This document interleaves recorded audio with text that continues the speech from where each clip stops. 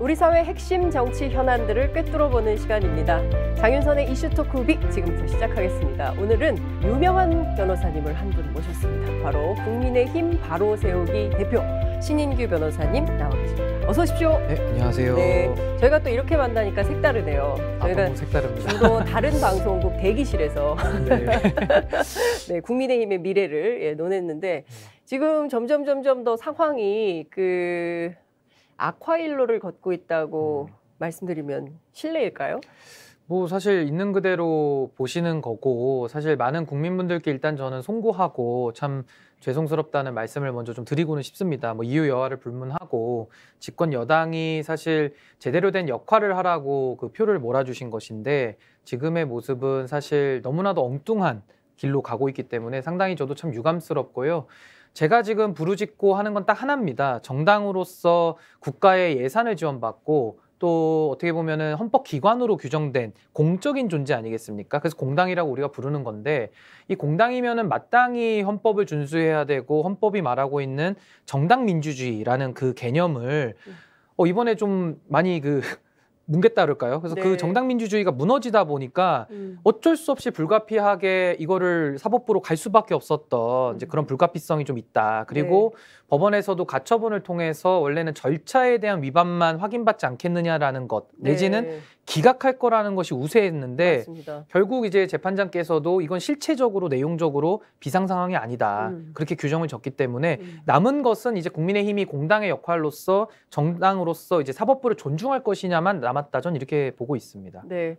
굉장히 복잡하게 법 해석이 막 난무하고 있어요. 그리고 여기서 직무정지 가처분 신청했더니 또 다시 그 가처분에 불복해가지고 또 소송을 걸고 뭐 이런 소송전이 난무하고 있는 이런 상황인데요. 우선 제가, 그리고 또 저희 시청자분들께서 굉장히 궁금해 하실 것 같아서 제가 대신 좀 여쭤보겠습니다. 돌고 돌아서 다시 또 국민의힘의 원내대표인 권성동 대표가 지금 대표 직무대행을 하게 되는 거죠. 정확하게는 비대위원장 직무대행이라고 발표를 했습니다. 비대위원장 직무대행. 네. 비대위원장을 또 직무대행하는 경우는 또 굉장히 특이하고 이례적인 상황인 것 같은데요. 이를테면 지금 권성동 원내대표가 다시 그 비대위원장 직무대행을 맡아서 지금의 상황을 또 새로운 비대위를 구성한다는 것, 법률적으로 문제는 없는 겁니까? 우선은 사실 몇 번째 사임했다가 돌아오냐, 이제 사람들이 보시기에는 왜 자꾸 권성동 원내대표가 또 자꾸 이게 주인공처럼 빠졌다가 들어왔다 빠졌다 들어왔다 왜 이러느냐, 이제 이런 게 많이 지금 좀 혼란스러우신 건데, 사실은 그렇습니다. 법률적으로만 정리를 하면은 일단은 비대위원장의 직무대행이라고 지금 이제 공식 발표는 했는데요. 아마 당에서도 이런 선례가 없고 재판부에서는 이게 비대위원장 선임 자체가 무효라고 지금 해버렸거든요. 그러니까 무효인 비대위원장에 대해서 직무대행이라는 걸 할 게 없겠죠. 그래서 사실 비대위원장의 직무대행이라는 말을 쓰기가 사실 궁색해서, 원래 장 기자님도 잘 아시겠지만 보통 이렇게 일정표가 쭉 나오지 않습니까? 대통령부터 국무총리에서 나오는데, 제가 오늘 유심히 봤어요. 비대위원장의 직무대행이란 말 쓰나 안 쓰나 봤더니 안 썼더라고요. 안 썼어요. 원내대표라고만 썼더라고요. 제가 양심이 살아있다. 일말의 양심이 살아있어서 직무대행을 이제 비대위원장 직무대행이라는 표현을 안 썼고요. 근데 그거 왜 안 썼겠습니까? 왜냐하면 제가 쉽게 설명을 드리면은 당의 지도부가 무너졌을 때 비대위를 가는 겁니다. 그러려면 최고위원이나 당대표의 일치된 합의된 의사가 있어야 비대위를 가고 비대위원장을 모셔와서 비상 상황에 대비하는 게 비대위거든요. 그렇죠. 근데 지금은 그 비대위가 무너지다 보니까 그 비대위의 비상을 또 비대위하기 위한 비대위가 나온 겁니다. 머리 아파요. 그래서 정말 이건 어떻게 보면 이걸 고집하면 고집할수록 정말 더 그 메비우스의 띠 같은 코미디의 순환에 빠진다. 전 이렇게 보고, 그러면 이런 겁니다. 비대위원장이 무효니까 비대위원장 효력이 정지됐거든요. 그럼 비상상황이 아니라는 얘기예요. 재판부가. 그러면 비대위원도 필요가 없죠. 근데 또 분리해서 비대위원장은 없지만 비대위원을 할 수 있다. 뭐 이런 약간 코미디 같은 논리가 지금 나오는 것이고, 비대위원장의 직무대행이 불가능하다는 거 플러스해서 당원을 보면은 직무대행이라는 거에 비대위원장은 해당하지 않습니다. 그러니까 당대표에 대해서 거리되거나 사고됐을 때 직무대행 내지는 권한대행이라는 그 용어가 사용이 되고 있고요. 비대위원장 비대위원장에 대해서는 직무대행이라는 개념이 없습니다. 그러니까 저도 그동안 오랫동안 정치부 기자를 해봤지만 정당 안에서 비대위원장을 직무대행한다는 얘기는 저도 처음 듣는 것 같고 되게 낯선 용어 같아요. 그러니까 없는 개념이에요. 예, 그러니까 그런데 권성동 원내대표는 왜 이렇게 비대위원장 직무대행을 본인이 해야 된다, 내가 해서 이 상황을 정리해야 된다라고 주장하시는 걸까요? 아무래도 이건 제 추측입니다만은 네. 지금 너무나도 잘못된 당원 당규를 무시하는 이제 그런 행위들이 지금 뭐 언제부터라고 할까요? 이게 지선 이기고 6월 1일에 승리를 거뒀으니까 우크라이나 아마 이준석 대표가 갔을 때부터 그 때리기가 이제 시작이 돼서 그렇죠. 여기까지 온 건데 뭐 지금 너무 멀리 온 거 아닌가 저는 그런 생각도 좀 듭니다. 왜냐하면 중간중간에 그 잘못된 거를 바로잡을 수 있는 여러 가지 기회 내지는 그런 것들을 국민 여러분들께서 보시기에는 정치적으로 해결할 수 있었던 기회들이 여러 차례 있었는데 그때그때마다 정당한 주장을 하는 사람들에 대해서 잘못됐다라고 덧씌우면서 절벽 끝으로 밀어버렸거든요. 그러면은 저 같은 조금 이제 나름대로 좀 합리적인 생각을 한다는 사람들 입장에서는 아니 이거는 이준석 대표 개인에 대한 문제를 이제 넘어서서 이거 당원 당규를 이렇게 어겨도 되는 건가? 이제 이런 의문이 들고 당원 당규를 제가 막 곱씹어서 읽어보게 됐습니다. 네. 정말 대한민국에서 제가 국민의힘 당원 당규는 제일 많이 봤을 수도 있어요. 매일 끼고 볼 수밖에 없습니다. 그러니까 이러면서 이게 당원 당규의 문제가 아니라 정당법 내지는 헌법 위반까지도 올라가는 수준이 지금 돼버린 겁니다. 그래서 사실은 처음에 가처분을 갔을 때 당내에 있는 많은 율사 출신들, 법조인 출신들 의원들께서 뭐 경험이 많으시다 보니까 이제 그런 얘기들 많이 하셨어요. 이거 법원 가면 정당의 자율권이라는 게 있기 때문에 다 기각난다. 이런 식으로 막 확신에 차서 얘기를 하셨는데 저는 이 가처분을 당원들을 대리해서 한 변호사 입장에서는 이거 정당 민주주의 위반이 너무나도 명백하거든요. 그리고 그 지금 당에서 잘못한 부분들을 지적하고 깨기 위해서는 저희 논거가 너무나도 많은 겁니다. 그러니까 절차 위반뿐만 아니라 이 내용 위반까지도요. 그래서 제가 봤을 때는 아니 이거에 대해서 저렇게 쉽게 기각된다라고 단정지을 사안이 아닌데 근자감 아니냐라고 생각을 좀 했었거든요. 근거 없는 자신감. 네. 근데 결국은 결론이 이제 내용에 대한 실체 판단까지 들어갔기 때문에 결과적으로는 이제 저희 대리인단 말이 맞지 않았나 저는 이렇게 보고 있습니다. 그러니까 여전히 좀 그 판단의 관점이 그 보수적이라기보다는 그걸 더 넘어서서 좀 시대의 변화를 읽지 못하고 있는 국민의힘의 상황이 아닌가 이런 생각이 좀 들기도 하는데요. 주호영 비대위원장이요. 이제 전 비대위원장이죠. 직무정지 가처분에 불복해서 강제집행정지를 또 신청을 했어요. 이러면 어떻게 이럴 경우에 법원은 어떻게 판단을 할까요? 우선은 이게 막 그 법률 용어가 쏟아져 나오다 보니까 뭐가 뭔지도 헷갈리고 사실 저도 헷갈립니다. 헷갈리는데 변호사님 헷갈리시면 안 됩니다. 네, 우리가 쉽게 설명드리면 이겁니다. 지금 주호영 비대위원장을 당에서 밀어붙였잖아요. 원래 당의 대표는 이준석 당대표입니다. 내년 6월까지 공식적인 민주적 정당성을 획득한 당대표가 있는 것인데 그 당대표를 지금 근거도 없이 해임을 해버린 겁니다. 그러니까 회사로 치면 그냥 집에 보낸 거예요.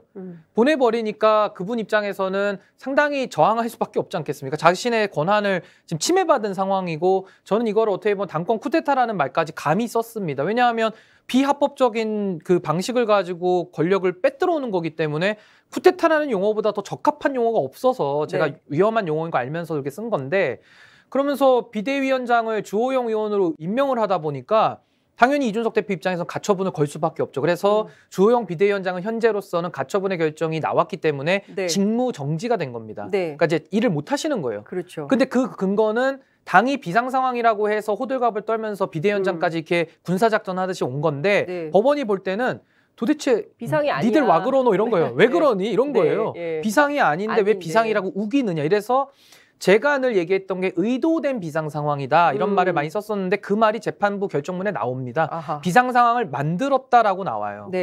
그러면은 비상 상황이 아닌데 만들어서 하다 보니까 비대위원장은 업무가 정지돼야 된다는 게 법원의 결정이고 그 비대위 의결은 헌법과 정당법과 당원에 위반돼서 무효라고 얘기하고 있습니다. 무효. 그러면은 원래대로 돌아가는 게 맞거든요. 불법이 무효면은 그 앞에 있었던 최고위 그리고 그 최고위는 이준석 대표가 이끌고 있고 그 최고위원들이 사임을 했기 때문에 당원 27조에 따라서 보궐선거를 하면 될 일입니다. 전국위를 못 연다고 하지만 이번에 이 비대위를 한 것도 전국위예요. 그러니까 전국위를 열 수 있는 상황이라는 겁니다.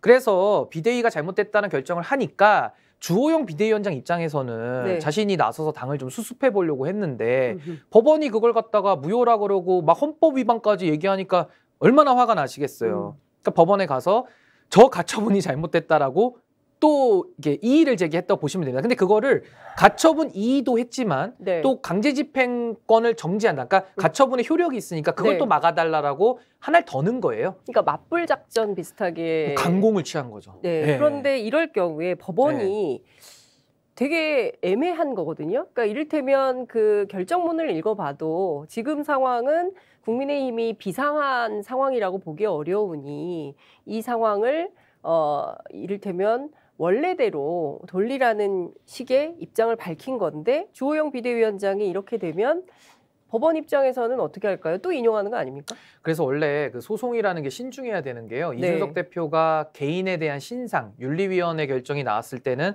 너무나도 부당하다고 여겼겠지만 가처분 안 걸었습니다. 그 바보라서 안 걸었을까요? 그게 아니거든요.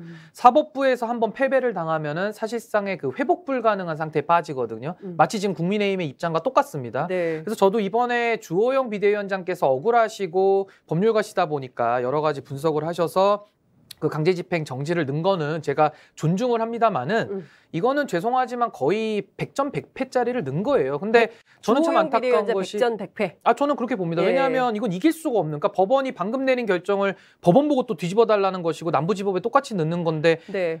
아니 안 되는 걸 왜 합니까? 그래서 저는 그렇게 되면 패배가 또 누적되기 때문에 네. 더 명분을 잃을 거라고 저는 봐요. 그래서 저는 이거는 주호영 비대위원장의 잘못이라기보다는 네. 이걸 당에서 어떤 법률적 조언을 줘서 아마 비대위원장께서 결정을 하셨을 텐데 좀 그런 조언이 좀 잘못된 거 아니냐 이런 생각이 들고 또 하나는 네.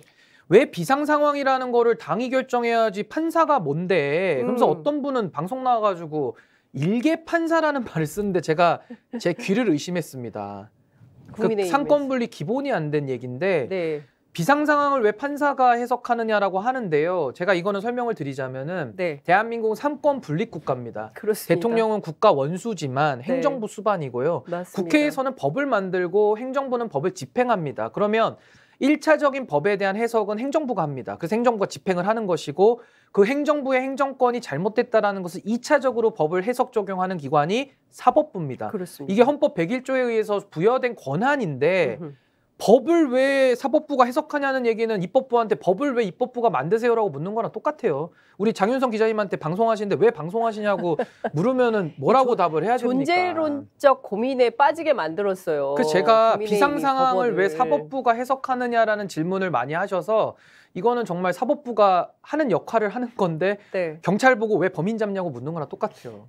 그런데 사실 주호영 비대위원장도 판사 출신 아닙니까? 누구보다 판사 생활인데 오래 전에 그만두셨죠. 오래 그러니까 감각이 많이. 그러니까 아무래도 뭐 판사도 아무래도 사람이다 보니까 과거에는 법률을 당연히 많이 아셨겠지만은 뭐 최근 트렌드라든지 아니면은 이제 변호사 생활도 안 하시고 국회로 들어오셨기 때문에 조금 이런 소송에 대한 부분은 조금 좀 미스를 했을 수도 있다. 전 그렇게 봅니다. 주호영 비대위원장이 좀 사법적인 오판했다 이렇게 볼 수. 하여튼 이번에 그 강제집행 정지를 넣었다라는 것은 너무 뻔히 이거는 패배가 예상되는 거를 굳이 넣으셨기 때문에 저는 그 속보 기사를 보고 조금 그거는 좀 안타까운 마음이 들었어요. 이거는 굳이 패배를 더 누적시킬 필요가 없고 어차피 가처분 이의도 질 가능성이 높습니다. 가처분 이의 자체도. 그러니까 사실 가처분 이의도 안 넣는 게 유리하고 빨리 그냥 원상복구하는 게 맞거든요. 근데 굳이 그거를 계속 밀어붙인다는 게 오기 아니냐 아니면은 본인들의 잘못을 지적받는 거에 대해서 수긍할 만한 용기가 부족한 거 아니냐. 저는 좀 그렇게 해석을 했습니다. 도저히 받아들일 수 없는 결정을 했다. 이런 주장을 국민의힘의 중진들, 법조인 출신들이 그런 주장을 하고 있는데요. 여하간 지금 상황이 지금 제가 알기로는 국민의힘 의총이 진행 중인 걸로 알고 있는데요. 의총에서 어떤 결과가 나올지 그것도 좀 지켜봐야 될 것 같은데 굉장히 중요한 의총이 진행 중인 것 같습니다. 향후의 길을 노정하기 위해서 말이죠. 자, 새로운 비대위 출범을 위해서 당원 당규 또 손질한다는 거거든요. 저는 이거야말로 국민적 지탄이 있을 수밖에 없다. 그리고 법원이 이준석 대표의 어떤 권한이 침해되기 때문에 이거 하지 말라고 얘기를 했는데 다시 또 당원을 바꿔서 아예 이준석 대표가 설당을 없애버리겠다 이런 취지의 개정을 하려는 건가라는 의심도 들어요. 우선은 제가 그 얘기 넘어가기 전에 네. 이제 법조인 출신의 그 판검사들이 이제 지금 의원이 되신 분들이 많아요. 뭐 네. 예를 들면은 주호영 비대위원장도 그렇고 또 김기현 대표 그렇습니다. 후보자죠. 예, 후보로 네. 나설 분도 판사 출신이고 너무 많습니다. 김재원 네. 전 최고도 검사 출신, 맞습니다. 뭐 유상범 의원, 뭐 김도부 의원. 근데 김도부 의원은 이 말씀 많이 안 하시는 것 같고 네. 하여튼 뭐 되게 많은데 네. 전 이렇게 생각해요. 본인들이 판검사로서 독립성을 누릴 때는 다 정의로운 판결과 기소였고 이제 와서 판단의 대상이 되면은 내 마음에 안 들면은 다 부당해집니까? 그분의 권한은 인정 안 하겠습니까? 이 부분에 대해서 첫 번째 의문이 들고 저는 과거에 그 김병로 대법원장, 가인 김병로라고 많이 들어보셨을 거예요. 김종인 비대위원장의 할아버님이신데 굉장히 훌륭하신 법조인입니다. 예. 우리나라 최초의 대법원장이신데 과거에 그 이승만 대통령 시절에 하도 판사들이 그 자유당에 대해서 막 그 선거법 같은 거 그 판결 내고 이러니까 이승만 대통령이 화가 많이 나셨나 봐요. 당시엔 거의 독재 시대 아닙니까? 그렇습니다. 굉장히 서슬퍼럴 때인데 그때 당시에 이승만 대통령이 그렇게 막 블라블라블라 하니까 우리 그 김병로 그 대법원장께서 국회에 와서 그때는 발언을 하셨다래요.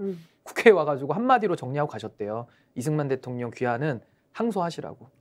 한마디 하시고 그냥 가셨대요. 네. 쓸데없는 소리 밖에서 그만 떠들고 항소해서 다퉈라. 그냥 그렇게 얘기했다는 거예요. 그러니까 저는 지금도 그래요. 뭐 주호영 비대위원장이 처음에 이준석 대표한테 어떻게 했습니까? 가처분하지 마라. 네. 하면은 이거는 당에 해로운 거다. 본인도 과거에 했었는데 2016년도에. 네. 막 그렇게 얘기했거든요. 근데 네. 이번에는 저는 똑같은 비판을 돌려드리고 싶지 않아요. 왜냐하면 주호영 비대위원장 권리예요.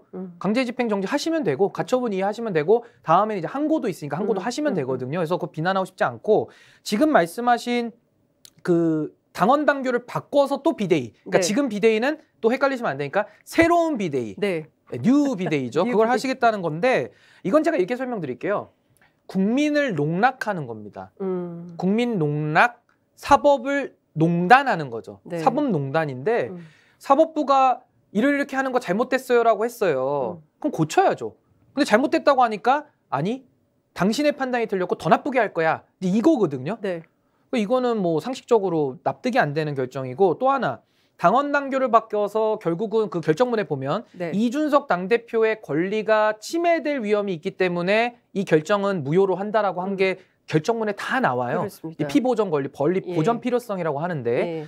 그러면요 당원 당규를 바꾸면은 당연히 그 인용이 나올 가능성도 있고 예. 뭐 여러 가지 본인들이 유리하다 해서 진행하는 것인데 어디서 막히냐면 일단 이 결정문을 뒤집는 것도 마찬가지지만 우리 헌법에 보면은 네. 13조 2항이 있습니다. 13조 2항을 찾아보시면 그 인터넷에 치면 요즘 다 나오는데 네.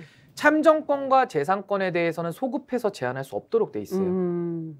그럼 또 이제 우기겠죠? 이건 참정권이 아니야. 또 이렇게 우기시겠지만은 참정권이라는 거는 직접 간접을 다 뜻하거든요. 네. 그래서 공공단체 이런 데도 다 참정권을 우리가 의미하고 있습니다. 그래서 정당, 공당의 당대표로 뽑힌 피선거권으로서 당선된 사람이잖아요. 그렇죠. 그 참정권을 제한한다는 것은 매우 심각한 겁니다. 그래서 저는 이 헌법 지금 8조 2항으로 이번에 결정문 한 방을 맞았는데 네. 이번에 또 당원 당규 바꿔서 또 하시면 할 수는 있어요. 근데 했다고 해서 꼭 옳은 게 아니잖아요. 네. 해서 사법부가 또 테이블 위에 올라가면은 이번엔 헌법 13조 2항으로 한 방 먹을 가능성이 상당히 농후하다. 저는 두 이렇게 평가합니다. 번이나 헌법 위반의 문제 제기에 직면하는 여당 굉장히 위태로워 보이고 국민들 보시기에도 이게 과연 이런 식으로 당을 운영한다는 것이 정상적이고 민주적인 것이냐에 대한 의문을 보낼 수밖에 없는 이런 상황인 것 같다는 생각이 좀 듭니다.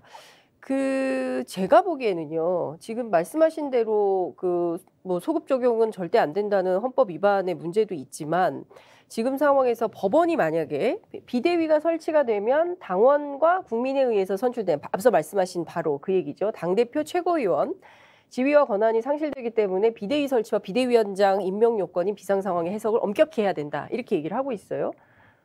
그랬더니 비상상황을 만들려고 최고위원 절반 이상 사퇴하는 규정을 넣는다는 거잖아요.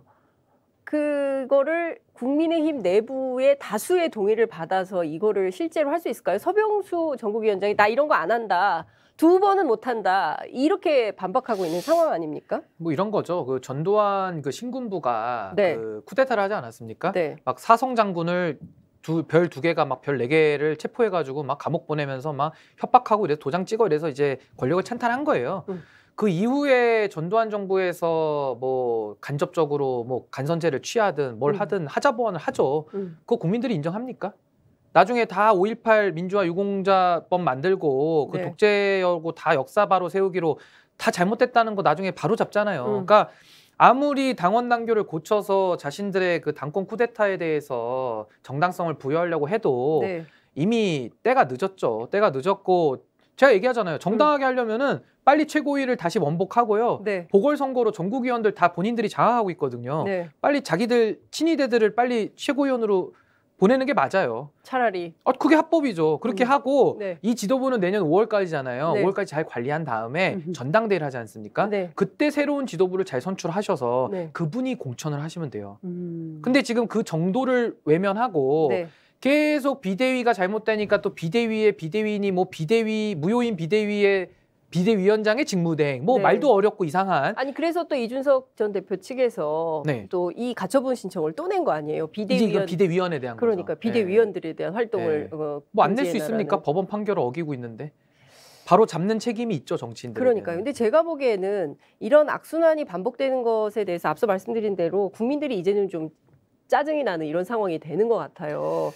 국민의힘 이거밖에 안 돼? 여당인데 대통령을 만든 정당에서 이 정도 수준으로밖에 정치가 안 되는 거야? 언제까지 법률 다툼할 거야? 라는 비판이 제기될 수 있을 것 같아요. 그러면 당내에서 자정 기능이 좀 발동을 해야 되는데요. 실제 그런 움직임이 어제부터 조금 나오긴 했습니다만 과연 오늘 의총에서 어떤 결론이 날지 이것도 좀 중요한 포인트인 것 같은데 어떻게 전망하세요? 뭐 우선은 정치적 해결을 못했다라는 것은 이미 가처분을 갔기 때문에 네. 국민 여러분들께 참 송구한 마음이고요. 그건 이제 국민의힘의 실력이 현재 여기까지밖에 안 된다라는 것을 국민 앞에 인정하지 않을 수 없는 상황이다. 그래서 제가 아까 서두에도 참 죄송한 마음이다라는 네. 걸 말씀을 드렸고 그럼에도 불구하고 그럼 자정 기능이 없으면은 대세에 그냥 수그려야 됩니까? 정당 민주주의가 위반되고 헌법이 위반되는 것을 멀쩡히 보면서도 가만히 있어야 됩니까? 그럼 과거에 독재 정부가 사람들을 죽이고 자신들 멋대로 하면서 경제는 발전시켰지만 비상을 의도하면서 비상이니까 계엄을 발동하고 사람을 죽이고 경제는 발전시켰으니까 우린 잘했어. 하자치유했어. 이러면 되는 겁니까? 저는 제가 뭐 사실 민주화운동 하게 될 줄은 꿈에도 몰랐는데 이거 정말 민주화운동이라 저는 봐요. 우리가 돌만 안 들었지 지금 정말 가처분이라는 그래도 우리나라가 발전해가지고 옛날처럼 물리적으로 저항은 안 해도 교정이 가능한 그런 단계까지 우리가 성숙해 왔기 때문에 가처분이라는 걸 통해서 우리가 좀 신사적으로 다투고 있는데 이걸 또 존중을 안 하니까 안 하면은 또 굴복해야 됩니까? 또 하라고 하고 비대위원들까지는 넣어야죠. 그래서 이거는 한 것이고 또 하나는 국민들께서 실망하시는 건 저도 참 죄송하지만은 결국 보수 정권에서 제일 많이 얘기했던 단어가 뭡니까? 공정과 상식, 네. 법과 원칙입니다. 맞습니다. 그리고 법과 원칙과 우리 윤석열 대통령께서는 제가 가장 기억나는 단어는 자유민주주의입니다. 자유와 민주주의, 자유주의와 민주주의. 근데 지금 이 상황은 이준석 당대표에 대한 자유는 없는 겁니까? 그 자유는 말살해도 됩니까? 감정적으로 미우면은 가서 그런 식으로 내쫓아도 됩니까? 저는 이준석 대표라서 얘기하는 게 아니에요. 제가 당대표였어도 제가 그렇게 쫓겨나서 절벽 밑으로 떨어지면 국민들께서 가만히 계시겠습니까? 이게 누구 개인의 문제는 아니라고 저는 보는 거고요. 법과 원칙을 얘기하면서 사법부의 결정도 존중하지 않는다? 저는 그런 단어는 상정할 수가 없습니다. 그래서 지금 이 상황은 정말로 너무 멀리 나간 비정상이기 때문에 저는 바로 잡아야 우리에게도 오늘이 있고 내일이 있다. 그래서 오늘 이런 여러 가지 사회적 비용들이 저는 지출되고 있는 거는 참 죄송하고 유감스럽지만 또 실익이 있습니다. 그래서 우리가 헌법 가치라고 하는 정당 민주주의, 제가 8조 2항 이벤트도 해가지고 파리 이벤트라고 제가 그 여러 가지를 했었는데 네. 8조 2항도 읽게 되고 우리가 13조 2항 같은 것도 한번 생각해 보면서 네. 이런 헌법의 가치들이 우리의 삶에 일상에 이렇게 들어와서 숨쉬는 가치가 됐다는 것은 저는 상당히 좀 긍정적으로 평가를 하고 또 하나는 당의 주권이 소수 개인에게 독점돼 있다가 이것이 대중들 내지는 당원이라고 하는 우리 개인들에게 권력이 넘어오는 과정 아니냐. 그래서 모든 개혁이 사실 진통이 있고요. 그런 비용이 들어갑니다. 그래서 저는 네. 그런 부분으로 국민들께서 이해해 주신다면은 제가 좀 열심히 이 운동을 해서 당을 민주화시키고 더 국민들의 뜻이 전달될 수 있도록 만들어 보겠습니다. 저는 국민의힘에서 정치하시는 줄 알았더니 지금 국민의힘 보수정당 민주화운동에 투사로 나서셨다 이런. 아니 저 가처분 2위만 더 안 넣으셨어도 이렇게 안 했을 텐데. 거기까지만 안 나갔어도. 가처분 인용으로 끝냈어도 네. 저를 민주화 투사 만들 이유가 없어요. 네. 그냥 저는 다시 제 본업으로 돌아가면 되는데 네. 자꾸 추가적인 걸 하시니까 네. 그럼 물러서야 됩니까? 그러니까 저는 그렇습니다. 그런 근본적 의문이 드는 거예요. 헌법이라는 것이 모두가 다 지켜야 될 가치고 제가 또 변호사인데 네. 법을 알고 있는데 눈앞에서 법을 어기고 사법부를 부정하는 모습이 있다 그러면은 네. 저 변호사 안 해도 돼요. 할 이유가 없죠. 뭐 재판하면 뭐합니까? 안 지키는데. 이거 대한민국의 굉장히 중요한 부분을 지금 건든 것이다. 그러니까 벌집을 쑤신 거죠. 네. 벌이 나오죠. 그래서 네. 이거는 좀 이번에 좀 비상식적인 일을 벌이신 분들은 정치적으로 저는 많은 책임을 지셔야 된다. 저는 이렇게 봅니다. 지금 또 다른 측면에서 보자면 이게 새로운 대한민국 보수 정당의 새로운 역사에 물꼬를 트는 기촉제가 될 수 있겠다. 뭐 이런 생각이 들고 여기서 만약에 말씀하신 대로 그냥 여기서 수그리고 다시 그래 우리 당의 그 대통령을 지키는 게 중요하고 또 정권을 잡았으니 여당으로서의 자기 자신을 지키는 게 중요하다고 판단해서 여기서 멈춤하면 미래는 없겠다 이런 생각도 좀 드네요. 암담해지죠, 미래가. 예, 그러니까 제가 보기에는 정말 절체절명의 위기 앞에 국민의힘, 대한민국 보수정당의 미래가 걸려있다 이런 생각이 좀 드는데요. 국바세 활동을 하고 계세요. 국바세가 어떤 건가요? 감사합니다. 왜냐하면 국바세라고 많이 하시는데 네. 저는 항상 국바세라고 해달라고 합니다. 왜냐하면 이 파이팅을 불어넣어야 되기 때문에 앞으로는 국바세라고 쓰지만 국바세라고 음성은 그렇게 나가는 게 저는 좋고 아유 장 기자님께서는 바세로 우리 뭐 짜지도 않았는데 이렇게 감사하고 뭐 국바세가 등장한 거는 그냥 단 한 가지 이유예요. 지금 많은 오해가 처음부터 뭐 친이계 뭐 친이 이준석 지지 팬클럽 뭐 지지 모임 뭐 이런 식으로 기사가 많이 나가서 제가 오프라인 토론부터 해서 지금까지 제 기억으로 한 30번 과장 없이 제가 기자님들 앞에서 여러 차례 얘기했습니다. 그렇게 쓰지 말아달라고. 왜냐하면 이거 특정인을 위해서 나왔다라고 우리를 그렇게 자꾸 매도하면 의도와도 다를 뿐만 아니라 이 안에는 남녀노소 이준석 대표 좋아하는 사람 싫어하는 사람 다 모여 있는데 그분들에 대한 좀 오해 아니겠습니까? 그래서 제가 좀 주의해달라고 했거든요. 그래서 이분들 모인 건 딱 하나예요. 정당에서 좀 민주주의를 제대로 하자. 저는 굉장히 위대한 문제의식을 갖고 참여하셨다고 보고 제가 그 책임당원들 소송을 했는데요. 놀라지 마시오. 책임당원들이 참 부담스러운 일이거든요. 소송 들어오기가. 일반인들 집단소송 모기도 어려워요. 귀찮거든요. 근데 이거 모으니까 3일 만에 1,600명이 모였어요. 근데 원래 접수는 1,806명이 했는데 서류 미비로 저희가 바빠서 그냥 뺐습니다. 200분 전화 돌릴 시간이 없어가지고 뺀 건데 사실은 그러니까 거의 2,000분 가까이가 모인 거죠. 내기까지 했으니까. 그러면 생각해 보십시오. 제가 뭘 하고 3일 만에 책임당원들 2,000명을 어떻게 모아요. 불가능한 일이죠. 그러네요. 근데 여기에 대해서 국바세에 들어오신 분들은 이준석 대표 개인에 대한 물론 분노로 오신 분도 있습니다. 제가 그거 부정하지 않아요. 근데 그분들이 다수가 아니거든요. 그리고 목적 자체가 이준석 대표 지키려고 온 게 아니에요. 반사적 이익을 누릴 뿐이지 여기 들어오신 분들은 정당에서 말도 안 되는 뭐 그분들의 표현을 빌리자면은 짓거리를 하고 있다. 말도 안 되는 짓거리를 하니까 혼내줘야 된다면서 분노해서 들어오셨는데 그걸 자꾸 그런 식으로 팬클럽이다. 이런 식으로 뭐 건의사랑 수준으로 격화시키는 것은 제가 이거는 받아들일 수가 없어요. 대표로서. 팬클럽이 아니고 정말 사실은 아니에요. NGO 성격을 가지고 있는 민주화운동 단체인데 이것을 자꾸 무슨 됐죠. 지지단체 수준으로 폄훼하지 마라. 기자님들 보고 계시죠? 그렇게 쓰시면 안 됩니다. 아니 제가 몇 번을 설명했는데 그걸 안 받아들이시면 뭔가 의도가 있는 거 아닙니까? 의도가 그러면? 있다고 볼 수밖에 없죠. 자꾸 제가 보기에는 이제 중요한 것은 정말 대한민국의 민주주의가 살아있다는 것이 여기에도 좀 느껴집니다. 그러니까 과거에는 보면 어떤 진영 논리로 민주화운동은 그 진영 안에 몫인 것처럼 이렇게 치부된 측면이 있는데 보수정당이 국민의힘 안에서 국민의힘을 어떤 방식으로 새롭게 작동시킬 것인가에 대한 논의가 아주 활발하게 진행되고 있는 게 바로 이 국바세 현장이 아닌가 이런 생각이 좀 드는데요. 추가 효력 정지 가처분 신청을 위해서 자필 탄원서를 모집 중이다. 이런 말씀 주셨어요. 실제로 자필 탄원서도 많이 쓰고 계십니까?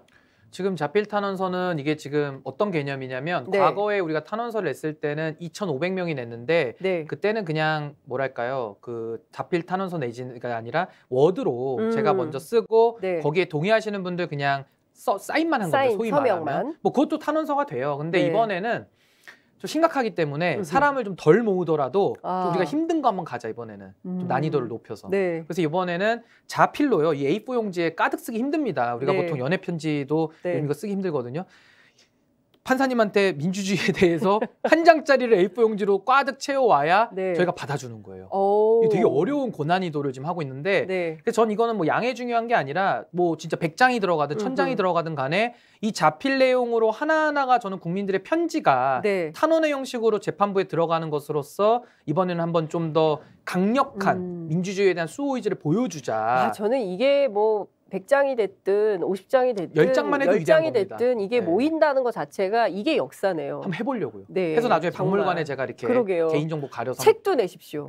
이거는 책을 내서 네. 역사에 남겨야 될 것 같다는 생각이 좀 듭니다. 왜냐하면 대한민국 보수정당에 이런 적이 없어요. 그리고 대체로 보수정당은 이렇게 상명하복식 문화가 굉장히 오래됐잖아요. 그래서 대통령이 뭐라고 하는지, 이를테면은 우리 대표가 뭐라고 하는지 그거에 따라서 의견을 정하는 방식이거든요. 그런데 그게 아니라 자발적으로 책임 당원들이 알아서 소송인단이 되고 거기에 덧붙여서 스스로 그것도 요즘 시대에 자필로. 전부 이게 휴대폰 쓰고 있는데 자필로. 그래서 이거 하니까 우리 회원님들이 많이 좀 짜증을 내시는 분도 계셨어요. 아, 그래요? 꼭 이렇게까지 해야 쉽게 되냐. 가면 이번에 10,000명도 모을 수 있고 지난번에 2,500명 했는데 네. 그것도 쉽거든요. 홍보가 다 네, 네. 지금은 저희 카페만 4,000명이 왔기 때문에 어허. 되게 많아졌어요. 와. 그런데 저는 이번에 이거는 쉽게 갈 게 아니다. 이번 싸움은 이거 굉장히 그 뿌리가 깊은 싸움이기 때문에 네. 아예 그냥 자필로 다 쓰자. 글씨체, 네. 예. 글씨 잘 쓰는 사람, 못 쓰는 사람 다 그냥 해서 네. 다 내자. 그래서 이번에 지금 모으고 있고요. 네. 좀 이 방송을 보시는 분들도 이제 국바세에 좀 관심을 가져주시면 뭐 일반인들 다 참여할 수 있으니까요. 많은 분들이 정당 민주주의에 대한 생각을 쓰셔도 좋고 이대로 가서는 안 된다. 누구 혼내달라고 써도 되고 탄원선 형식의 구애를 받지 않기 때문에 네. 자유롭게. 네. 근데 한 장을 넘기시면 안 돼요. 왜냐면 제가 종이를 다 뽑아서 제 돈으로 뽑기 때문에 종이 너무 막 10장씩 쓰시면 제가 그건 안 됩니다. 한 장씩만 좀 해주세요. 네. 아유, 유머까지. 시민들의 반응은 좀 어떤가요? 전화도 오고 문자도 오고 막 그럴 것 같거든요. 뭐 진짜 반응은 뜨겁습니다. 왜냐하면 이제 보수 진영에서 아까 우리 장 기자님이 잘 짚어주셨다시피 그 보수 정당의 캐릭터가 있어요. 그 네. 소수들이 엘리트 네. 그리고 권위주의적인 분들이 당을 장악하고 거기에 줄 서는 내지는 기회주의적으로 어디가 더 세냐 그걸 보고 같이 인물과 비전, 그러니까 인물 정치냐 비전 정치냐 했을 때 우리는 보통 전자였거든요. 네. 인물 추종 정치였습니다. 근데 이번에는 어떻게 보면 정당 민주주의라는 건 가치잖아요. 제가 정당 민주주의를 외치고 있을 뿐 저는 그냥 스피커입니다. 제가 무슨 정당 민주주의 제가 만든 것도 아니고요. 저도 태어났더니 민주주의 국가에 태어난 것이고 헌법에 써 있는 거를 그냥 쓰여 있다라고 외칠 뿐이에요. 근데 국민들께서 아, 보수 정당 이렇게 하면 진짜 안 된다. 시대랑 안 맞는다. 이래가지고 국바세에 그것도 만든 지 8월 4일 날 만들었으니까 지금 뭐 거의 한 달도 안 됐을걸요. 네. 9월이 아니죠. 한 달도 안 됐네요. 그런 단체에 4,000명이 네이버 카페에 들어와서 의견을 개진하시고 마음을 모아주신다는 게 전 참 놀랍고요.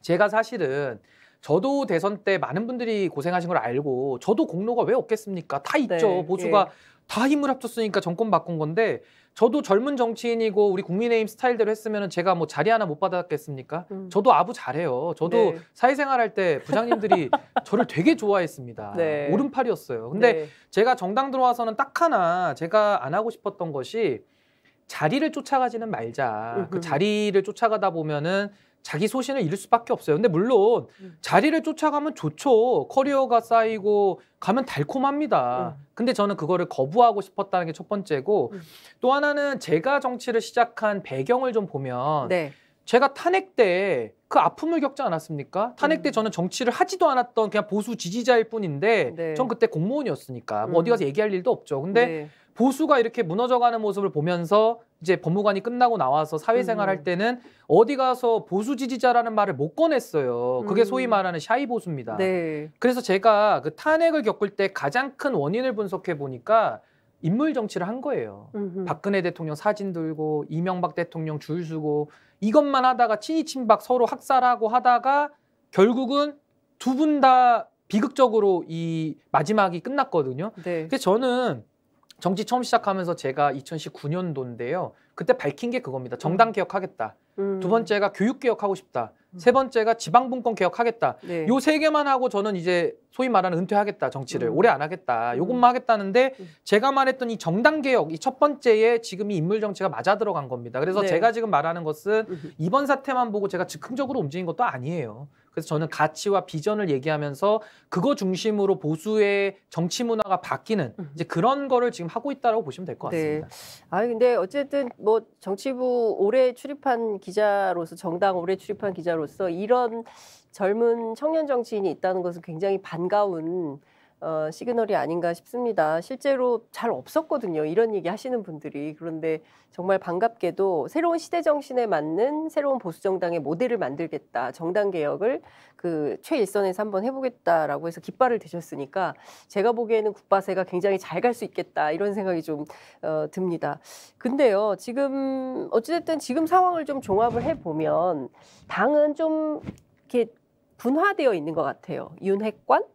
비핵관이라고 해야 됩니까? 뭐 이렇게 나뉘어져 있고요. 그리고 또 한편에서는 이제 이준석 대표하고 노선을 함께하는 뭐 그런 분들이 좀 계시는 것 같습니다.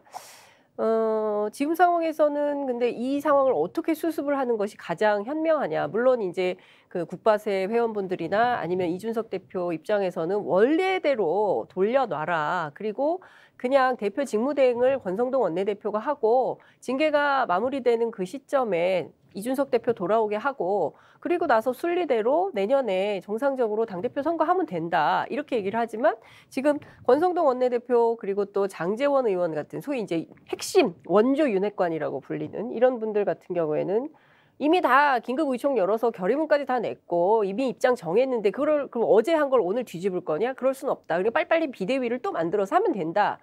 라고 주장을 하고 그 의견을 굽히지 않고 있는 걸로 보입니다. 이게 좀 어떻게 정리, 조율, 조정이 될 수 있을까요? 어떻게 전망하십니까? 그러니까 사실은 국민의힘이 말씀하신 대로 좀 이질적이죠. 아무래도 정치를 오래 해오신 분들, 소위 말하는 아까 과거에도 말씀드렸다시피 과거 보수 정치가 인물 정치 위주로 되면서 네. 이제 탄핵까지 맞았던 네. 그 아픔을 아는 분들이에요. 근데 저는 참 이해할 수 없는 게 그분들이 사실 이 탄핵까지 왔던데 기여가 다 있지 않습니까? 각자 이런 겁니다. 적극적으로 부역하셨던 분들, 예를 들면 적극적으로 했다. 그럼 그건 탄핵에 직접 책임이 있는 거고요. 네. 당시에 잘못 가고 있는데 말을 안 했다. 네. 여러 이유로. 그럼 간접적인 책임이 있는 거예요. 근데 저는 여기서 책임을 말하자는 것이 아니라 네. 그때 그런 아픔을 겪었던 분들께서 지금 또 정당을 비민주적으로 또 운영하지 않습니까?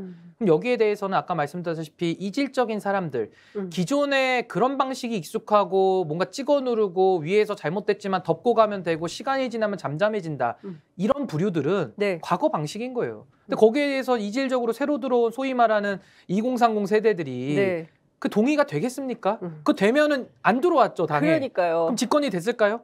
뭐 이런 논리적인 순환을 한 축이 하는 있는 겁니다. 거잖아요. 2030이 정말 한 축인데 그 한 축을 허물고 다시 6070으로 갈 거냐 이런 상황에 있는 정확하게 거잖아요. 그거고요. 예. 그리고 이준석 대표를 뭐 저도 개인적으로 뭐 호불호를 물어보신다면은 아니 저도 뭐 그렇게 제가 그렇게 뭐 좋아하고 나빠할 것도 없어요. 그러니까요. 그냥 좋지도 천하람 않고 싫지도 변호사는 않아요. 네, 이렇게 얘기하더라고요. 언론에 알려진 것처럼 그렇게 친하지 않다. 밥도 딱 한 번 먹었어요. 근데 신 변호사님 밥 한 번밖에 안 먹었어요? 바쁘시니까 선거 기간이라 바빠서 네. 저는 뭐 한 번만 먹어도 상관없습니다. 제가 뭐 대표님이 저 밥 안 사준다고 제가 못 먹는 것도 아닌데. 아니 신 변호사님 사셔도 되잖아요. 아니, 그런데 저는 사실 지금 이 문제는 그냥 적당히 우리가 잘못된 일을 했지만 인정하기도 싫고 그냥 덮으면은 해결될 거야. 네. 내지는 여기서는 원복할 수가 없으니까 우리가 너무 많은 잘못을 해서 너무 멀리 왔으니 그냥 갈 거야라고 한다면은 아니 잘못이 그렇게 큰데 어떻게 그걸 덮고 갑니까?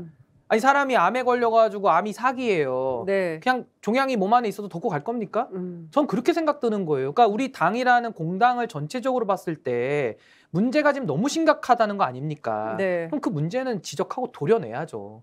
그래야 그러니까요. 살죠. 예, 지금 말씀하신 대로 근데 이 종양이 누구냐를 둘러싸고 당내 해석이 좀 다른 것 같아요. 그거 조심해야 됩니다. 우리 당에서 지금 그러니까요. 윤리위가 예. 자꾸 그 동물에 비유하는 거나 지금 또 종양까지 나오면 종양까지 나왔어요. 이거는 이미. 좀 나왔나요? 예, 이준석 네. 대표를 향해서 그렇게 말하는 분이 생겼습니다. 근데 네. 문제는 저는 이런 그러니까 서로를 향해서 이제 손가락질을 하고 있는 이런 상황이 돼버린 거거든요. 그래서 국민들이 보기에는 다 나가라 뭐 이렇게 얘기하시는 분들도 있고요. 그러면 이 당은 누가 지킵니까? 뭐 이런 얘기들도 나오는 거고요. 막 그래서 지금 상황은 대단히 복잡한 이렇게 상황이 가는 건데 사실 이 사태의 제일 그 첫 출발로 돌아가면 저는 비대위로 전환하게 된 결정적 계기는 체리따봉 사태였다고 생각하거든요. 그 텔레그램 유출. 네, 텔레그램 문자 유출 사태로 갑자기 비대위 체제를 전환해야 된다면서 막 배현진 최고부터 시작을 해서 그때도 비상 아니었어요. 그래요? 권성동 대표가 책임지고 나가면 될 일인데 혼자 비상이라 한 거예요. 네, 근데 여하튼 그때부터 비상이 된 거예요. 그래서 비대위를 구성하고 막 이렇게 온 거 아닙니까? 그런데 실제로 그러면 누가 이 문제를 제기한 거냐, 그 원인이 뭐냐, 여론조사도 있었습니다. 그래서 이 사태의 핵심 원인은 윤석열 대통령, 윤핵관, 3번 이준석 뭐 이렇게 해서 쭉 여론조사 결과도 있었습니다. 그 근본적인 원인을 치유하기 위해서는 어디서부터 어떻게 바꿔야 되는 거냐라는 근본적 질문을 드리지 않을 수 없는데 너무 곤란하신가요? 진짜 어려운 질문이죠. 네, 어려운 질문이지만 저는 답을 합니다. 왜냐하면 네. 저는 기자님들께서 물어보실 때 저는 네. 성역이 없다고 봐요. 다 물어보셔도 되고 네, 네. 곤란하긴 합니다만은 답을 드리자면은 네. 저는 사실 지금 이 사태를 봤을 때 지금 정확하게 짚어주셨는데 체리따봉 그 문자, 네. 거의 내부 총질이라는 단어도 있었고요. 네. 또 대통령님의 뜻을 받들어서 당정이 하나 되게 만들겠다라는 여러 가지 문제, 또 네. 내지는 우리 당이 지금 잘하고 있다, 뭐 이런 얘기들, 네. 뭐 여러 가지가 농축돼 있는데요. 저는 사실 그 텔레그램 가지고서 너무 왈가왈부하는 거 저는 적절치 않다고 봅니다. 왜냐하면 권성동 원내대표도 실수라고 얘기했고. 네. 실수할 수 있지 않습니까, 사람이? 그렇습니다. 저는 윤 대통령도 뒤에서야 우리가 나라님도 욕하는데 윤 대통령도 당대표 욕을 왜 못합니까? 네. 할 수 있어요. 네. 저 그렇게 봐요. 예. 근데 여기서 핵심은 뭐냐면은 저는 그 막스 베버가 말하는 소명으로서의 정치가 있지 않습니까? 네. 저는 정치를 한다는 것이 이게 공적인 책임이고 공적 역할인데 지금 자기 생계용으로 하는 분들이 너무 많아요. 그 자기 만족으로 하는 분들도 너무 많습니다. 그럼 제가 단적인 예로 지금 소위 말하는 윤핵관, 네. 뭐 내지는 전 민주당 586도 똑같아요. 그분들 이제 기득권을 가지신 분들한테 물어보시면 돼요. 당신들은 지금까지 정치하면서 도대체 어떤 비전을 이뤄 오셨냐? 내지는 앞으로 어떤 비전이 남아있냐? 그것까지는 하고 나가겠다. 아까 저는 서두에 밝혔잖아요. 네. 3개 아까 그 개혁하고 싶은 게 있다고. 네. 뭐 좀 얘기를 하시면 좋은데 얘기 안 해요. 왜? 인물 정치만 있기 때문에 누가 힘 있냐 쫓아가기 바빴지. 줄서기. 자기 컨텐츠 만드는 거 전혀 없었어요. 그래서 국민들이 분노하고 정치 혐오, 여의도 혐오가 여기까지 온 네. 거거든요. 그러면 저는 그 소명으로서의 정치에 대해서 역사적 책임을 좀 느끼셨으면 좋겠다. 이거는 누구의 잘잘못, 뭐 텔레그램 누가 유출했고 대통령님이 어떻고 이게 아니라 네. 역사적 소명이 있으신 분은 더 하시고 없는 분들은 이제는 물러나시라는 거예요. 그리고 또 하나는 지금 제일 우리 당의 문제가 뭐냐면은 이 양비론 하는 분들이 있어요. 양비론 하는 분의 대표 수자가 이제 홍준표 시장. 네. 그리고 스피커들도 나와가지고 하루는 이준석 대표 욕했다가 네. 하루는 또 윤핵관들 욕했다가 결국 네. 그분들은 그거예요. 자기들의 입장은 안 밝히고 그냥 시끄러우니까 둘 다 입 닫고 둘 다 나가. 그럼 네. 누가 한다? 자기들이 하겠다는 거예요. 그러니까 저는 이 양비론 내지는 그 안철수 그 의원이 얘기하는 중도, 네. 급중주의 저 이런 거 굉장히 저는 싫어합니다. 네. 왜냐하면 자기 생각을 밝히지 않아요. 그러면 혹시 그거는 윤핵관이라고 비판했던 익명 인터뷰랑 맥락은 똑같은 겁니다. 자기를 밝히지 않기 때문에 그런 것인데 그래서 저는 그 양비론들 참 이제 그만했으면 좋겠고 정치인들이 뭐가 문제인지를 이제는 시시비비를 가릴 능력은 갖추는 분들이 네. 정치를 해야 된다. 저는 이렇게 봅니다. 그렇군요. 구체적으로 누구 나가야 됩니까? 저는 권성동 의원하고 장제원 의원이 네. 저는 의원직 사퇴를 하셔야 된다고 봐요. 이거는 왜 제가 이런 말씀 드리냐면 원내대표직 사퇴는 당연한 거라서 당연한 걸 해봤자 국민들이 감동 못 얻습니다. 제가 비견될 예를 하나 드리면요. 문재인 정부 집권했을 때 뭐 저도 옆당이지만 네. 부러워요. 그런 거는. 뭐냐면은 양정철 비서관이 네. 대통령 만들었어요. 1등 공신 중에 1등이에요. 근데 네. 그분이 대통령 만들고 나서는 그냥 미국 가버립니다. 참 부럽지 않습니까? 그러니까 왜 그분이야말로 왜 비서실장 하기 싫었겠어요? 왜 그 안에서 장관하기 싫었겠어요? 근데 그 떠나는 데는 이유가 있는 거거든요. 본인이 노무현 정부 겪어봤고 하면서 권력이라는 속성을 알았으니까 네. 누가 나가라고 안 했는데도 본인이 떠난 겁니다. 그럼 네. 저는 이 소위 말하는 찐핵관들에게 하고 싶은 말씀이 네. 그냥 이런 무리한 일만 안 하셨었으면 장관 하시고 의장도 하시고 다 하셨어도 돼요. 누구도 네. 뭐라 안 해요. 네. 근데 지금은 본인들이 하시는 것들이 아까 말한 막스 베버의 소명으로서의 정치 소명도 없고 그게 소명이 안 되고 네. 또 하나는 지금 한 행위들을 봤을 때 헌법을 부정하고 헌법을 망가뜨리는 지경까지 오지 않았습니까? 네. 그렇다면 국회의원 개개인들은 다 헌법기관들인데 네. 헌법기관으로서 전 자질이 없다라는 게 드러났다라고 봐요. 그래서 저는 그만하시고 정계 은퇴도 고민을 좀 해보시라. 전 그 네. 부분에 대한 말씀을 꼭 드리고 싶습니다. 그렇군요.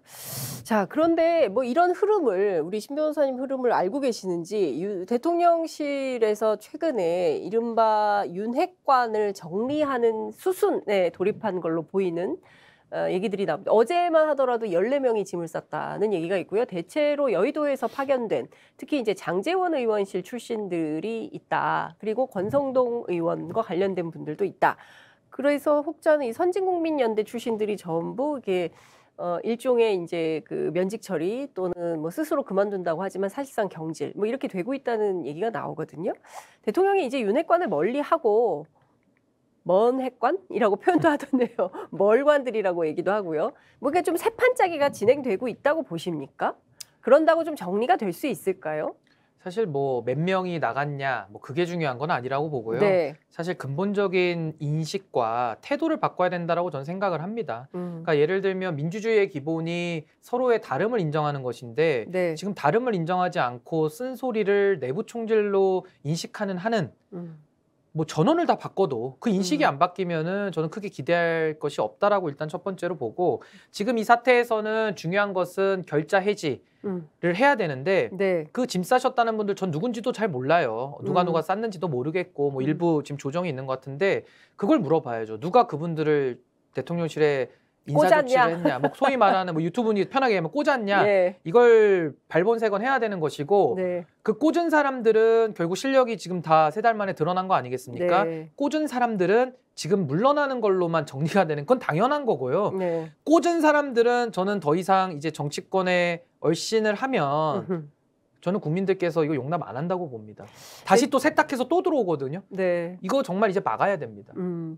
그러면 윤핵관, 초기 윤핵관, 원조 윤핵관이라는 분들하고 손절하고 윤석열 대통령이 이제 새로운 관계 형성을 통해서 새로운 정치를 하셔야 되는데 누구랑 해야 될까요?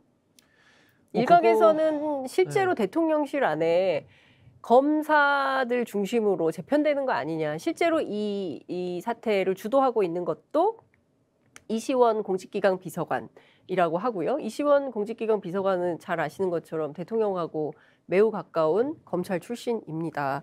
그래서 오히려 검찰공화국이 더 심화되는 거 아니냐라는 우려도 야권에서 나오는 것 같아요. 제가 해결책을 알려드릴게요. 네, 알려주십시오. 뭐냐면은 뭐 검사들이 하면 또 검찰공화국이 또 나오고요. 네. 그냥 그 복잡하게 볼 거 없고 네. 윤석열 대통령을 누가 만들었습니까?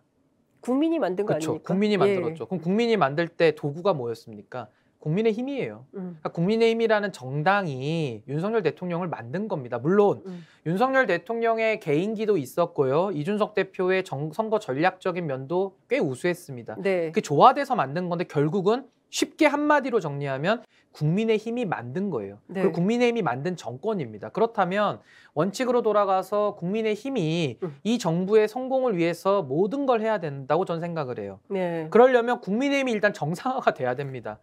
국민의힘이 정상화가 안 됐고 국민의힘이 중병에 걸렸는데 네. 무슨 거기서 솔루션을 만든다 한들 그게 될까요? 그러니까 저는 지금 제가 정당 개혁하고 목소리를 높이고 국바세도 하고 뭐 이런 네. 것들이 제가 그냥 뭐 시간이 남아서 하는 게 절대 아니거든요. 네. 그러니까 정당이 잘 돼야 되고 정당과 대통령과의 관계는 대통령께서 며칠 전에 뭐 한 몸이다라는 표현을 하셨는데 네. 저는 그거는 대통령님 말씀에 제가 뭐 많은 부분은 동의하지만 제가 그 말씀은 동의를 못 하겠어요. 왜냐하면 대한민국이 상권 분립이고 내각제가 아니거든요. 네. 근데 정부와 당이 한 몸이다? 저는 그건 동의가 잘 안 됩니다. 어떻게 보면 건강한 긴장 관계라는 게 좀 맞다고 봐요. 잘하는 그렇죠. 거에 대해서는 우리가 야당과 싸워줄 수도 있는 것이고 또 더 적극적인 정책들은 정부를 견인할 수도 있거든요. 그렇죠. 그런 저는 건강한 관계가 되는 것이 국민들이 원하는 당대 관계라고 저는 생각을 해요. 네. 그럼 당이 정상화가 돼야 되는 것이고 네. 당이 정상화되면은 저는 대통령실도 뭐 많은 역량을 갖추고 있기 때문에 같이 호흡을 맞춰서 저는 정부를 잘 운영해 갈 수 있다. 네, 그래서 정당 개혁이 중요합니다. 그렇군요. 아니 근데 네. 중요한 거는 이제 정당 개혁도 중요하지만 지금 뭐 목전의 상황을 지켜보면 뭐 국제관계도 그렇고요. 물가도 너무 심각하고요. 국민들 입장에서 볼 때는 살기가 너무 힘든데 정부와 여당이 계속 이준석 대표, 윤석열 대통령 머리 뜯고 싸우고만 있으니까 국민들 입장에 저 사람들 도대체 언제까지 저러고 있을 건가? 민생은 언제 살필 거지? 곧 추석인데 지금 시금치가 한 단에 8,000원이거든요. 주부들은 아마 와 시장에 가서 이거 어떡하지? 이런 생각들이 드실 거예요. 그러니까 국민들은 이렇게 지금 뭔가 정부가 정치의 역할을 해주기를 기대하는데 암만 당대표가 밉기로서니 그 문제만 이렇게 골몰하고 있어서야 되겠냐라는 답답함이 국민들한테 있는 것 같습니다. 저도 그런 여론을 많이 듣고 있고요. 네. 저도 참 그 부분에 대해서는 다시 한번 또 참 죄송한 마음밖에 없습니다. 근데 오늘 세 번째 사과하고 계십니다. 정말 죄송해요. 저는 요즘에 네. 지하철 타고 다니면요. 국민 네. 여러분들 이렇게 만나잖아요. 네. 제가 눈을 좀 피해요. 너무 죄송해요. 정말로. 음. 이러려고 제가 무슨 뭐 여당이 돼서 뭐 좋은 게 있습니까? 그게 아니잖아요. 정말 네. 나라가 잘 되길 바랬고 정말 정부나 대통령실이나 잘해줘야 당도 네. 마찬가지고요. 그게 보람 있는 건데 지금은 솔직히 저도 보람이 잘 안 느껴집니다. 그렇군요. 냉정하게. 네. 그러니까 저는 아까 제가 양비론에 대해서 비판했잖아요. 네. 그러니까 말씀하신 대로 고물가, 고유가, 고환율 때문에 당장 목마르니까 네. 민주주의 좀 엉성해도 그러니까 덥고 가고 시끄러운 사람들 둘 다 뭐 홍준표 시장 구질구질하다라고까지 네, 말씀하시던데 예. 그러면 구질구질해서 둘 다 조용히 있으면은 문제가 해결이 됩니까? 저는 그걸 여쭙고 싶은 거예요. 문제 해결만 된다 그러면 입 닫죠. 오늘이라도 조용히 있죠. 뭘 떠듭니까? 네. 근데 해결이 안 되기 때문에 그러면 입을 닫겠다라는 것은 지금 잘못한 사람들이 오히려 더 힘을 얻겠다라는 얘기인데 그 옛날에 독재 정부가 썼던 거랑 똑같은 방식 아닙니까? 민주화운동 학생들 공부나 해라, 돌 던지지 말아라, 나서지 말아라. 이거랑 똑같은 논리예요. 그래서 저는 시시비비는 가려야 된다라는 게 제 소신이고요. 네. 시시비비 가릴 능력 정도는 저는 정치인들이 있어야 된다고 봐요. 그리고 싸움을 건 사람, 그리고 싸움에 대해서 대항한 사람. 근데 대항을 할 때 조금 싸가지가 없고 과도하게 대항을 했을 수는 있어요. 근데 그거는 감정의 문제인 거고 애티튜드에 대한 지적인 것이지 이 사건의 본질을 좀 들여다보자. 본질은 뭡니까? 아니 당대표가 선거 2번 다 이기고 왔는데 잘못됐다는 거예요. 그래서 저는 이긴 정당이 비대위하는 거 처음 봤어요. 네. 대한민국 정당사에 그런 게 있었나요? 저도 처음 봅니다. 그러니까 저는 이런 걸 봤을 때는 결국은 여론이 답이라고 봐요.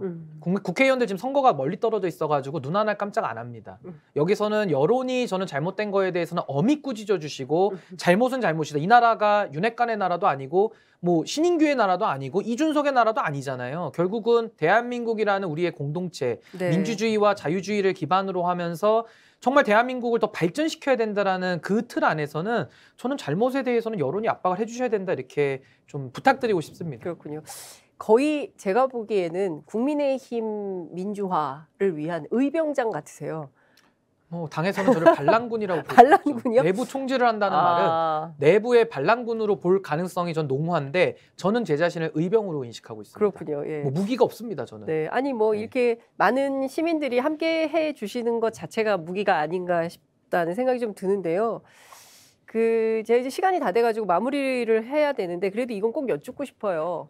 이준석 대표 문제 이거 어떻게 하면 최종 마무리가 될 수 있을까요? 이를테면 하태경 의원은 지금도 늦지 않았다. 윤석열 대통령 만나서 뭐 해결할 수 있다라는 얘기를 하는데 제가 보기에 이건 좀 그럴 수 있을까라는 회의론도 좀 듭니다. 신 변호사님 어떻게 보십니까? 저는 뭐 좋은 얘기예요. 듣기 좋은 얘기인데 저는 두 분이 만나서 지금 해결할 수 있는 건 저는 없다고 봐요. 왜냐하면 이렇게 소송까지 갔을 때는 이미 감정은 다 돌아섰다고 봐야 되는 거거든요. 네. 그럼 이제 명분을 찾아야 되는데 그 네. 명분은 저는 단 한 가지라고 봅니다. 잘못한 사람이 잘못을 시인할 용기가 있어야 되고요. 그 용기를 내면서 원칙으로 돌아가면 됩니다. 이 원칙으로 돌아간다는 것이 참 말은 쉬운데 참 어려워요. 간단하지도 않고. 근데 저는 원칙으로 돌아가면 길이 열린다고 봅니다. 그래서 원칙으로 돌아간다는 것은 지금 최고위원회가 원래 있었거든요. 그걸 네. 위법하게 위헌적으로 막은 겁니다. 막은 거를 걷어내시고 최고위원회가 기능을 하게 놔두고 네. 그 다음에 이준석 대표가 임기를 채울 수도 있고 안 채울 수도 있어요. 그건 이 대표의 선택입니다.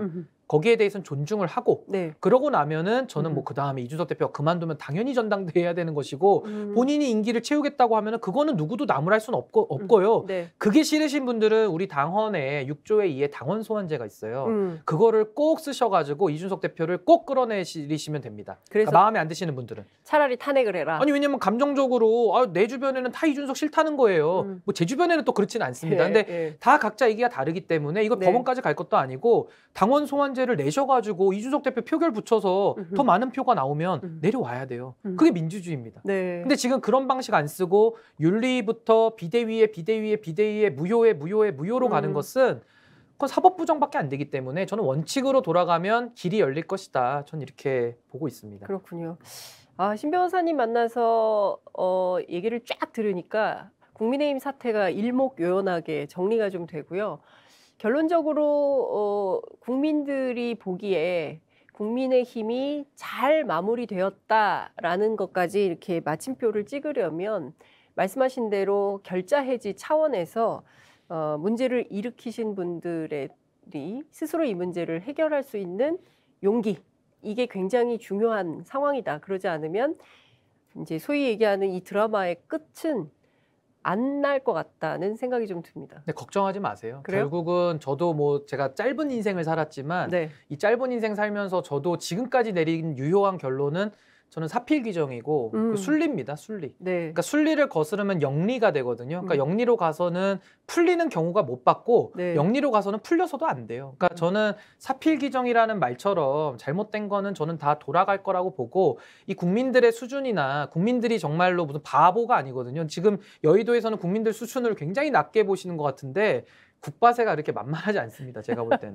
그렇군요. 자발적으로 일어나기 때문에 그렇게 쉽지 않을 겁니다. 그렇습니다. 아니 저는 시민의 힘을 믿습니다. 그렇기 때문에 막 그 부정이 판을 쳐도 결국에는 정의로 의로운 길로 돌아갈 수밖에 없다는 생각이 좀 듭니다. 오늘 말씀 너무 잘 들었습니다. 끝으로 꼭 하시고 싶으신 말씀 있으면 한 말씀 부탁드릴게요. 저는 기회 주셔서 감사합니다. 저는 진짜 우리 국민의힘 좀 잘 되는데 많은 분들이 관심 가져주셨으면 정말 좋겠어요. 국민의힘에 대해서 뭐 화나시고 참 절망하시는 분도 계시겠지만 그래도 저는 희망의 끈을 놓지 않아줬으면 좋겠고 양당이 다 잘 돼야 됩니다. 그래서 결국 건강한 정치를 만드는 데에는 우리 시민들의 다 몫이 있기 때문에 국바세로 오셔서 목소리를 내주시면 감사하겠습니다. 네, 오늘 말씀 잘 들었습니다. 또 뵙겠습니다. 네, 고맙습니다. 감사합니다.